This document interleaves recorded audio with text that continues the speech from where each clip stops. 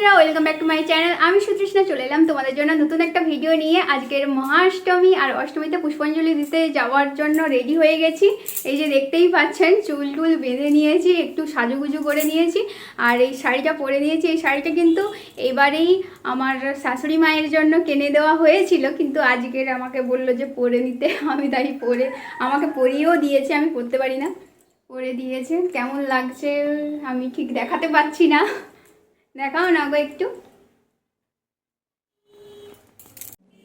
এই যে এইটা আমার ফুল লুকস, আর শাড়িটা যেহেতু তাঁতের তাই জন্য একটু ফুলে আছে। আর কেমন লাগছে তোমরা কমেন্টে জানাবে। আর ওইখানে মাইক বাজছে, কিন্তু একটু আওয়াজ আসতে পারে, সেটাকে মার্জনা করবেন আপনারা। আর এই যে আমার হাজবেন্ড একদম পাঞ্জাবি পরে একদম কি যে বলবো, একদম রেডি হয়ে গেছে। দেখি, দারুণ লাগছে।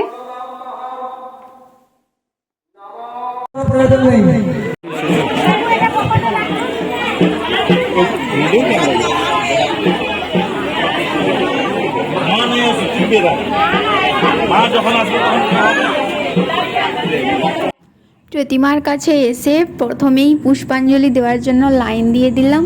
আর এখানে কিন্তু খুব তাড়াতাড়ি পুষ্পাঞ্জলিটা হয়ে গেছে। হওয়ার পরে একটু ছবি তুলেছিলাম আমার শাশুড়ি মায়ের সঙ্গে। তারপরে এখানে খাবার দিয়েছিল, লুচি, তারপরে আলুর দম আর বুঁদে। তো সেই বুঁদে নয়, মিহিদানা, ওইগুলো খেয়ে এখন রান্না বসাতে যাব। জাস্ট পুজো দিয়ে চলে এলাম, আর পুজো দিয়ে এই যে টিপ পরিয়ে দিয়েছে। এত ভিড়, প্রচণ্ড গরম লাগছিল, তো তাই জন্য সেখানে ভিডিও করতে পারিনি। পুজো দেওয়া কমপ্লিট, পুজো পুজো পুজো পুজো। এখন আবার পুজো, অষ্টমী হয়ে গেছে, মানে পুজো শেষ প্রায় বলতে গেলে। আজকের অষ্টমী, তাই জন্য একটু আলতা পরেছিলাম। আর এখন পায়ে জল দেওয়ার পরে পুরো মার্বেলে কিন্তু আলতার কালারটা লাগছে, তাই জন্য পা তুলে বসেছিলাম। আর এই যে এখন প্রসাদ এসছে, প্রসাদটা খেয়ে নেব। এভাবেই কিন্তু আমার অষ্টমী দিনটা কাটলো। এখন সবাই ঘুরতে যাচ্ছে, এই যে সামনে পুজো দেখতে যাচ্ছে। আর আমার শ্বশুরমশাই একদম মানে কি, যাওয়ার ইচ্ছে নেই, দেখেই বোঝা যাচ্ছে যে যাওয়ার ইচ্ছে নেই, কিন্তু জোর করে পাঠানো হচ্ছে। আচ্ছা ঠিক আছে, যাও। আজকে নবমী, তো আজকে নবমীর দিনে বিরিয়ানি করবো বাড়িতে। সবার খুব খেতে ইচ্ছে ছিল।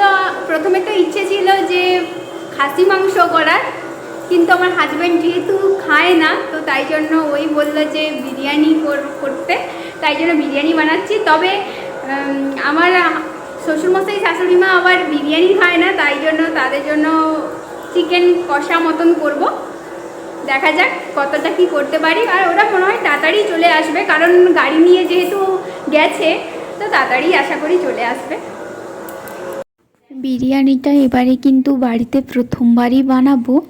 মানে এর আগের ছুটিতে বানিয়েছি, প্রত্যেক ছুটিতে একবার করে হলেও বানিয়েছি, কিন্তু এবারে এই প্রথমবার বানাবো।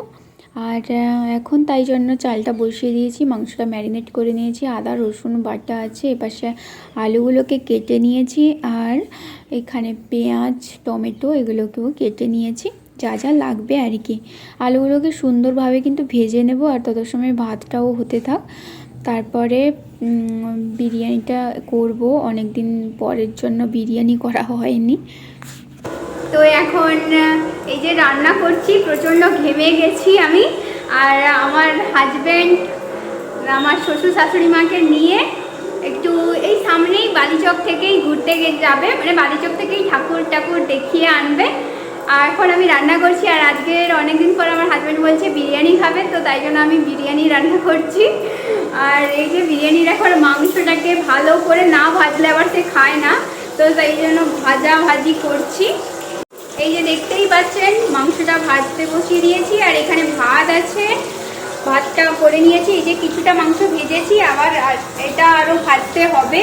আর এখানে পেঁয়াজ টমেটো আদা রসুন বাটা, তারপরে এই যে আলুগুলোকে সুন্দরভাবে ভেজেছি।